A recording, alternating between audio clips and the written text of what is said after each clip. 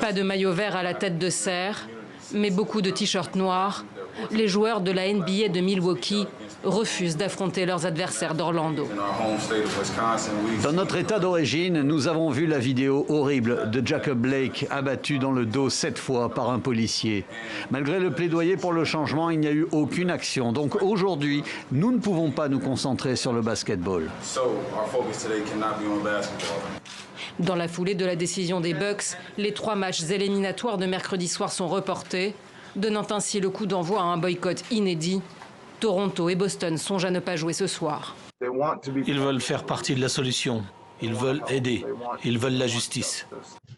Je pense qu'il est vraiment important que nous continuions à nous soutenir les uns les autres à 100% dans ce contexte. Genoux à terre, t-shirt au nom de Jacob Blake, 7 balles dessinées dans le dos. Le basket féminin se joint au mouvement. Les Washington Mystics en tête.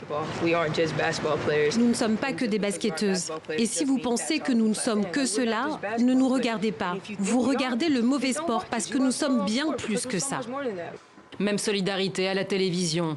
En direct sur la chaîne TNT, Kenny Smith, consultant vedette, décide de quitter le plateau de l'émission Inside the NBA.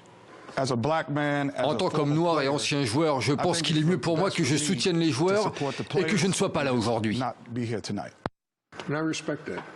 Le monde du basket n'est pas le seul à s'indigner. Des joueurs de baseball, autre sport roi aux États-Unis, s'impliquent aussi, à commencer par ceux de Milwaukee, à l'unisson avec leurs collègues de la NBA. C'est pas une décision que nous avons prise à la légère et je pense que les Bucks ont été le fer de lance pour nous.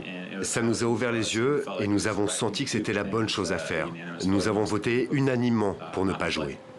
L'affaire Jacob Blake ne choque pas seulement des sportifs américains. Demi-finaliste du Master 1000 de Cincinnati, la japonaise Naomi Osaka ne mettra pas un pied sur le court aujourd'hui. La 10e joueuse mondiale de tennis a décidé de se retirer du tournoi.